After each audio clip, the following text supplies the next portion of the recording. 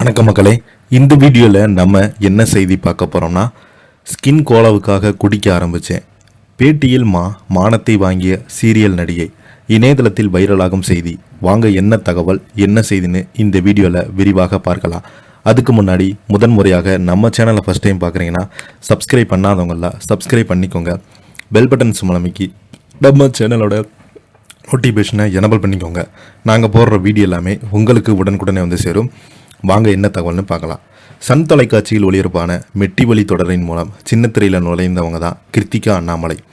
தற்போது ஜி தமிழ் தொலைக்காட்சியில் ஒளிபரப்பாகி வரும் கார்த்திகை தீபம் தொடரில் சந்திரலேகா என்கிற கதாபாத்திரத்தில் நடித்து வராங்க. பிரபல யூடியூப் சேனலுக்கு அளித்த பேட்டியில் பல விஷயங்களை குறித்து மனம் திறந்து பேசியிருக்கிறாங்க.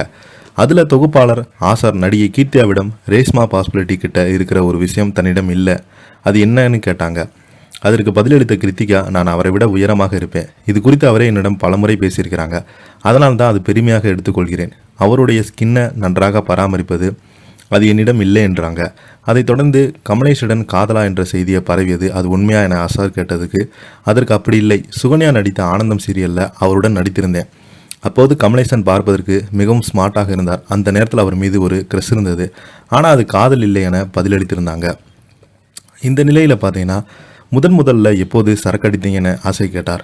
அதற்கு பதிலளித்த கிருத்திகா, நடிக்க தொடங்கிய போது அனைவருமே வின்னிங் கொடுத்தால் ஸ்கின் கோலாவாக பளபளப்பென்று நன்றாக இருக்கும் என சொன்னாங்க.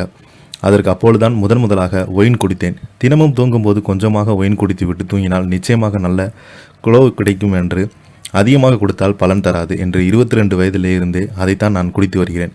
அப்போது சரக்கடிப்பேன் என நடிகை கிருத்திகா அந்த பேட்டியில் கூறியிருந்தாங்க. இந்த பேட்டியை பார்த்த ரசிகர்கள், நடிகை அழகுக்காக பெண்கள் குடிக்கலாமா என்னும் இவதான் புதுமை பெண் இணையதளத்தில் கருத்துக்களை பகிர்ந்துக்கிட்டு வருகிறாங்க.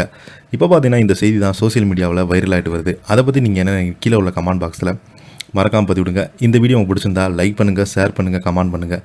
அப்போ தான் நாங்கள் போடுற வீடியோ எல்லாமே உங்களுக்கு உடனுக்குடனே வந்து சேரும். நன்றி, வணக்கம்.